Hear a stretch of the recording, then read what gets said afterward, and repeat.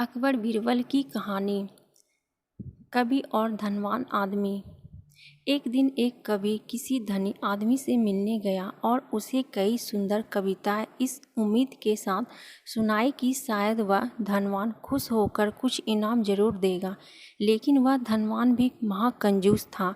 बोला, तुम्हारी कविता सुनकर दिल खुश हो गया। तुम कल फिर आना, मैं तुम्हें खुश कर दूंगा। कल शायद अच्छा इनाम मिलेगा।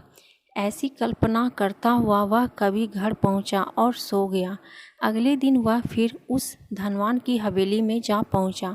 धनवान बोला, सुनो कवि महाशय, जैसे तुमने मुझे अपनी कविताएं सुनाकर खुश किया था ना, उसी तरह मैं भी तुमको बुलाकर खुश हूँ।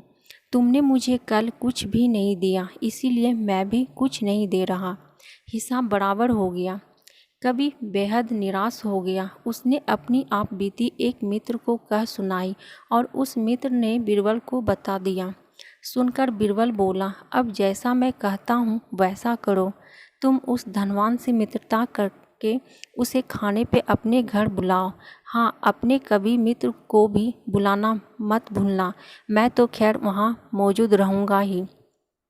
कुछ दिनों बाद बीरबल की योजनानुसार कवि के मित्र के घर दोपहर को भोज का कार्यक्रम तय हो गया। नियत समय पर वह धनवान भी आ पहुंचा। उस समय बीरबल, कवि और कुछ अन्य मित्र बातचीत में मशगूल थे। समय गुजरता जा रहा था, लेकिन खाने पीने का कोई निशान नहीं था। वे लोग अपने ही तरह बातचीत में व्यस्त थे।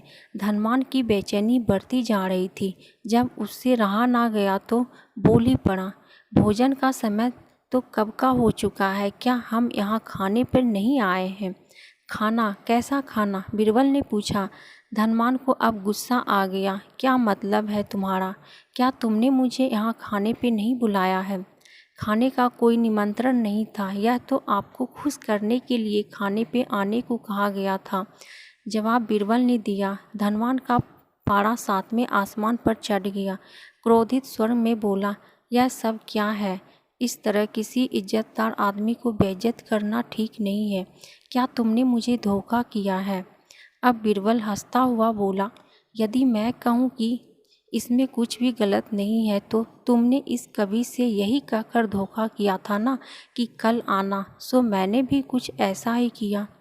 तुम जैसे लोगों के साथ ऐसा ही व्यवहार होना चाहिए। धनवान को अब अपनी गलती का आभास हुआ और उसने कवि को अच्छा इनाम देकर वहाँ से विदा ली।